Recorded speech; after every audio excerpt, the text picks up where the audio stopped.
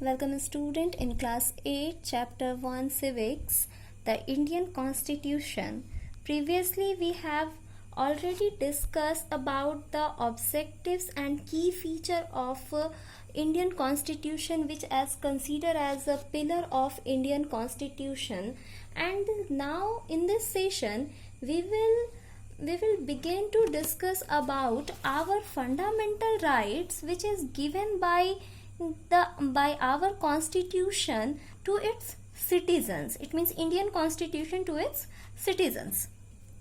First of all, what is constitution, what is the fundamental right? अब ये fundamental right है क्या?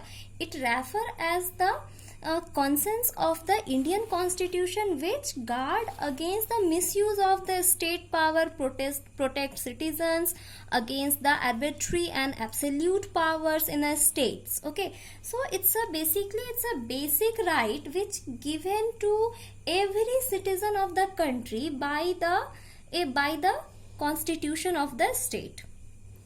So अब ये जो फंडामेंटल राइट्स हैं, ये एक बेसिक राइट्स हैं जो कि हर कंट्री के हर उस सिटीजन को दिए जाते हैं जो कि कंट्री का नागरिक हो या उसका सिटीजन हो. अब ये जो कॉन्स्टिट्यूशन है, as we have discuss in previous video that in Indian constitution many elements inspired by the other constitution of the world. तो हम देखते हैं कि वर्ल्ड के अलग अलग जगहों से इंडियन कॉन्स्टिट्यूशन को इंस्पिरेशन मिली है. काफी जो भी पॉजिटिव और एंड इम्पॉर्टेंट चीज़ें थी जो दुनिया के अदर कॉन्स्टिट्यूशन में या रेवोल्यूशन में थी, उन सबको हमारे कॉन्स्टिट्यूशन में ऐड किया गया for the benefit of the Indian citizens. तो अब देखते हैं कि ये जो फंडामेंटल राइट है ये कहाँ से लिया गया. Fundamental right basically inspired by the US constitution where it known as the bill of rights. Okay, ये जो कॉन्स्टिट्यूशन है, फंडामेंटल राइट है, इस फंडामेंटल राइट को कहाँ से लिया गया? यूएस कॉन्स्टिट्यूशन से इंस्पायर होकर लिया गया है, और वहाँ पे यूएस कॉन्स्टिट्यूशन में इसको कहते हैं बिल ऑफ राइट और बेसिक राइट्स के नाम से जाना जाता है. अब ये जो कॉन्स्टिट्यूशन है ये फंडामेंटल राइट ही क्यों ये जो राइट है फंडामेंटल राइट, ये फंडामेंटल राइट के ही नाम से क्यों जाना जाता है? देखते हैं. Because it secure the political freedom of the individual. ये क्या करता है? हमारे पॉलिटिकल फ्रीडम को सिक्योर करता है. और सोशल और इकोनॉमिकल फ्रीडम की अगर बात करें तो previously we have studied is secured by the directive principle which designed by the state.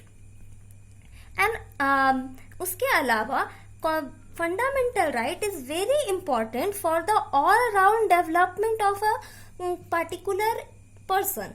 क्यों? क्योंकि बिना फंडामेंटल राइट के हमारा ऑल राउंड डेवलपमेंट नहीं हो सकता है. And it's very important for living the life with the dignify manner. यानी ये हमारे डिग्निफाई मैनर में सरवाइव करने के लिए, हमारे एग्जिस्टेंस के लिए काफी जरूरी है, इम्पॉर्टेंट है. बिकॉज ये हमें हर तरीके के, किसी भी तरीके के डिस्क्रिमिनेशन से क्या कर रहा है? प्रोटेक्ट करता है. So, if we look on the Constitution of India carefully, then you have various part under which the Constitution is divided, and under each part that you have seen many part which are mentioned as the article. So is the fundamental right are mentioned in a part 3rd of Indian Constitution, and it mentioned from the article 12 to article 35. So अब ये fundamental right और क्या करता है हमारे लिए? It's check on the ultimate power of the state, ये क्या करता है, स्टेट के पावर को चेक करता है, ये प्रोटेक्ट करता है एवरी इंडिविजुअल को from the arbitrary power of the state, यानी ये किसी भी तरीके के डिक्टेटरशिप और डिस्क्रिमिनेशन से हमें प्रोटेक्ट करता है। And also it available against the state not against the individual, ये गवर्नमेंट, स्टेट यानी गवर्नमेंट के अगेंस्ट है, यानी अगर गवर्नमेंट किसी भी तरीके से अपने पावर को इम्पोज करने की कोशिश करती है और उससे अगर हमारे जो बेसिक राइट्स हैं, फंडामेंटल राइट्स हैं, वो किसी भी तरीके से एबोलाइज्ड होते हैं, then we have a right against the state. Okay, next one thing that the fundamental right is not a absolute right, ये एब्सोल्यूट राइट नहीं है। अलग अलग सर्कमस्टांसेस पे कई बार जो गवर्नमेंट है इसको क्या कर सकती है, इसको रिस्ट्रिक्ट कर सकती है, रोक सकती है, और it's suspended during the emergency, emergency के समय, जैसे now in our country face a kind of medical emergency, इस समय क्या है, फंडामेंटल राइट्स क्या है, डिसॉल्व कर दिए गए हैं, खत्म कर दिए गए हैं। अब देखते हैं जब भी इमरजेंसी लागू होती है तो आर्टिकल 19 में जो फंडामेंटल राइट है ये अपने आप ही डिसॉल्व हो जाता है, और उसके अलावा और भी जो फंडामेंटल राइट है आर्टिकल 19 में जो है वो पर्सनल फ्रीडम के लिए है, तो ये अपने आप ही डिसॉल्व हो जाता है। और उसके अलावा और भी राइट है जो according to the instruction of president dissolve किए जा सकते हैं, लेकिन इन आर्टिकल 20 और आर्टिकल 21 ये कभी भी डिसॉल्व नहीं होता है। ये क्या है, हम लोग इसको फर्दर देखेंगे। So in your book,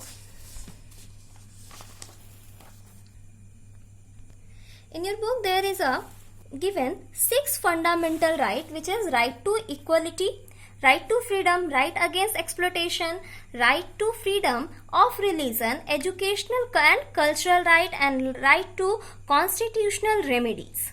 Okay, if you have seen previously that we have a seven fundamental right, which is the right to property, and after the amendment of 1978 के संशोधन के बाद राइट टू प्रॉपर्टी को क्या किया गया, dissolve कर दिया गया, और इसे राइट टू कॉन्स्टिट्यूशनल रेमेडीज में वापस ऐड कर दिया गया। And after that we have a 6 fundamental right. So look at it one by one. Right to equality, ये क्या करता है, it ensure that all citizen are equal in eyes of law and can not be discriminated upon the basic caste, creed, colour, race and religion. तो अब क्या कर रहा है, ये हमें हर तरीके के डिस्क्रिमिनेशन से बचाता है, चाहे वो कास्ट से हो, क्रीड से हो, कलर से हो या रिलीजन से हो। Look at here. The right to equality, which is under the Article 14, Article 15 and Article 16. Article 14 says the equality before law, यानी कानून के आगे सभी क्या है, बराबर हैं।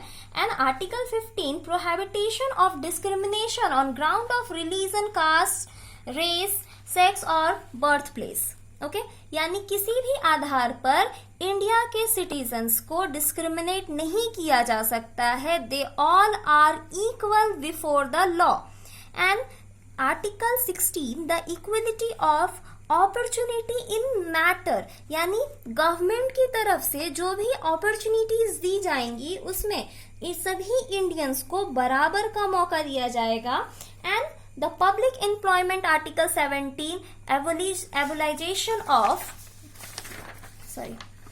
abolition of untouchability, यानी किसी भी तरीके के पब्लिक एम्प्लॉयमेंट में यानी सरकारी नौकरियों में अनटचेबिलिटी, कास्ट के आधार पर लोगों के साथ डिस्क्रिमिनेशन नहीं किया जाएगा। वहां काम करने वाले सभी लोग आपस में बराबर होंगे। एंड आर्टिकल 18 एबोलाइजेशन ऑफ टाइटल, किसी के भी टाइटल के बेस पे उसको डिस्क्रिमिनेट नहीं किया जा सकता। Okay, second right is the right to freedom which allow a people to form association, express themselves, move freely in country, reside any part of the country, practice any trade of profession।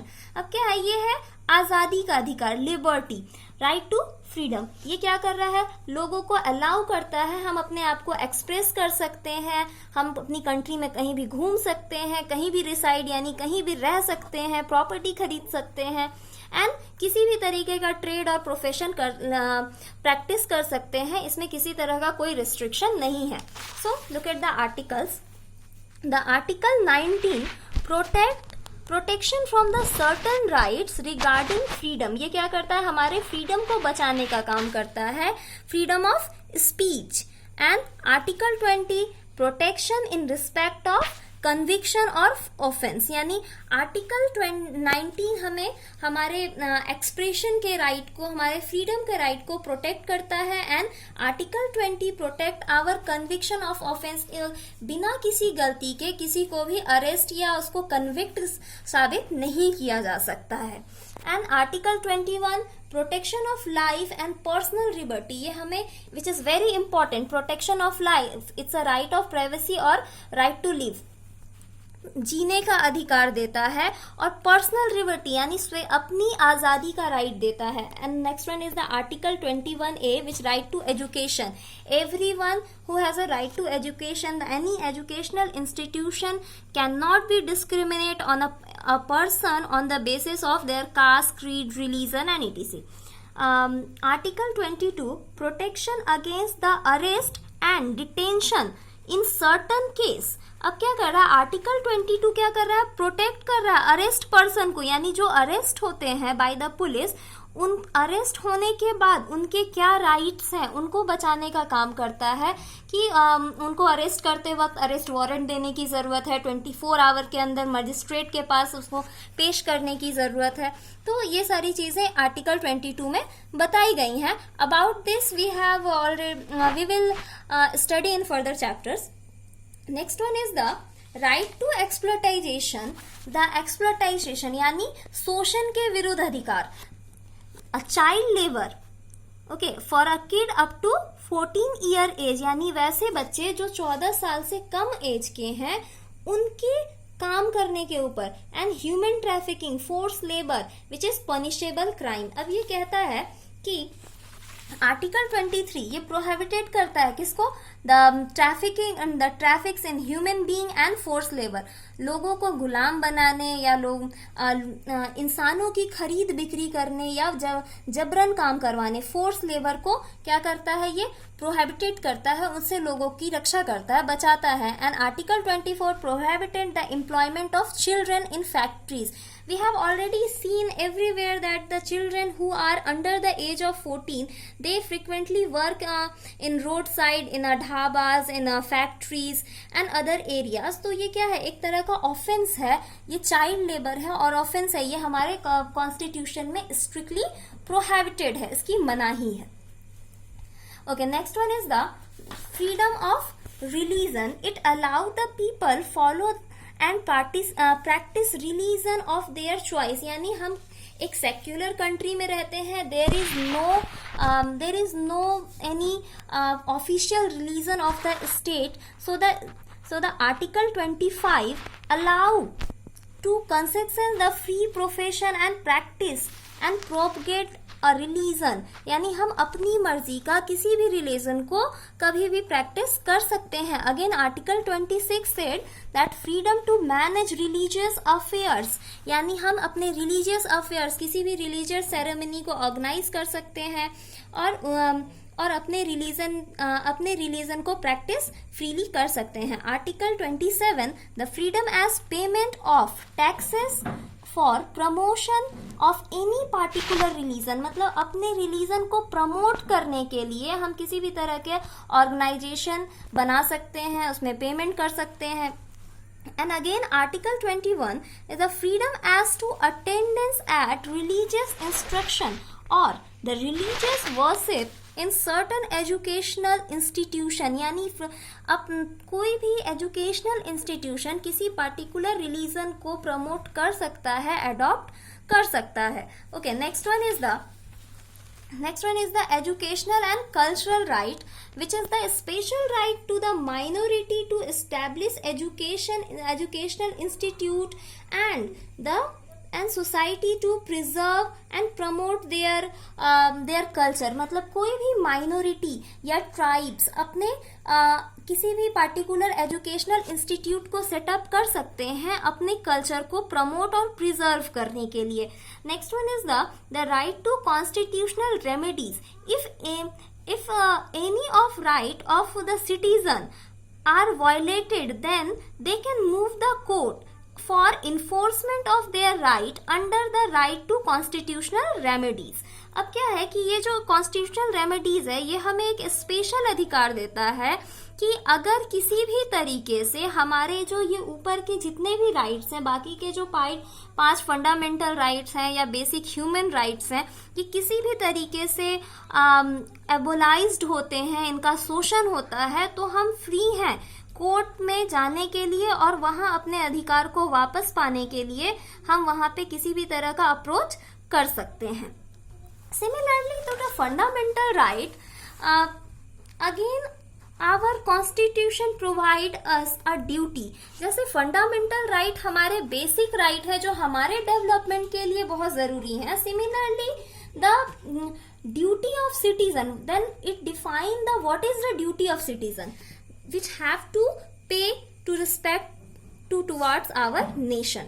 मतलब ऐसे कुछ rights जो हमें पे करने होते हैं अपने नेशन को, अपने नेशन के प्रति रिस्पेक्ट को दिखाने के लिए। So that the fundamental duty to be carried out by the Indian citizen were not listed in our constitution earlier. अब ये जो फंडामेंटल ड्यूटीज हैं ये पहले हमारे कॉन्स्टिट्यूशन में लिस्टेड नहीं थी, लेकिन after the 42nd amendment it again listed under into our constitution, which define that what is the duty of every citizen that they must have to obey it।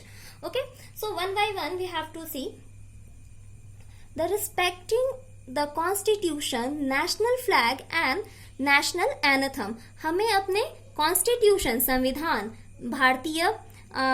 भारतीय झंडा जो कि तिरंगा है, okay, national flag and national anthem, इसकी respect करनी चाहिए। And cherishing the noble idea of the freedom struggle. Freedom struggle के समय जो भी इवेंट्स हुए उन सभी इवेंट को याद रखना, उनके प्रति सम्मान रखना, ये हमारी ड्यूटी है। And the defending the country और rendering nation service when called upon. और हमेशा अपनी कंट्री की सुरक्षा के बारे में सोचना और जब भी देश को जरूरत पड़े तो उसको अपनी सेवा देना या देश की सेवा करना, ये भी हमारी ड्यूटी है। Upholding and promoting the sovereignty, unity and integrity of India. हमें क्या करना है, इंडिया की संप्रभुता, इसकी एकता, अखंडता को बनाए रखना है और हमेशा इसे बचा कर रखना है। And the protecting harmony and spirit of common brotherhood. हमें एक दूसरे के साथ भाईचारे और प्यार को बनाए रखना है to among all the people of India and renouncing any practice and derogatory of the and respect of women. यानी हर तरह से इंडिया के प्रति, भारतीयों के प्रति सम्मान और स्पेशली और विमेन्स के प्रति यानी महिलाओं के प्रति सम्मान को दर्शाना है।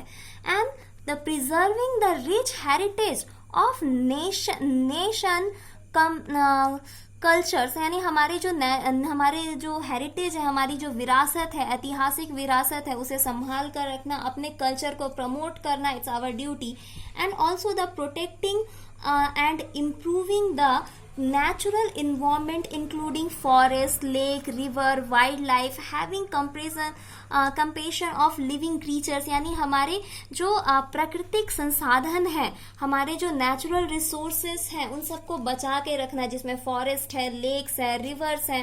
and also the wildlife, which is a rich biodiversity of India, we should have to save it.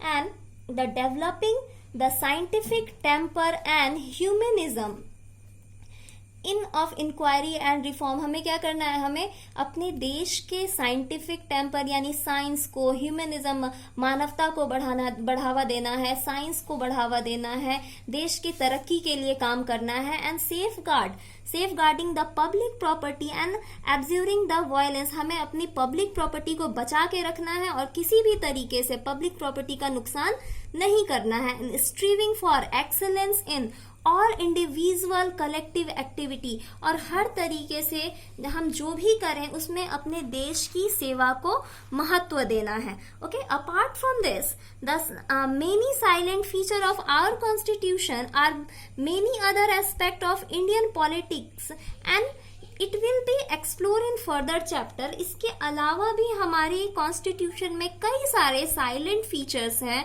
और कई सारे रूल रेगुलेशंस हैं जो कि अदर एस्पेक्ट्स में यूज किए जाते हैं। इनको हम अगले चैप्टर्स में और आगे आने वाले चैप्टर्स में पढ़ेंगे। So for the today's homework you should have to complete the MCQ fill-ups and true false which is given in a PDF in your school group. Okay.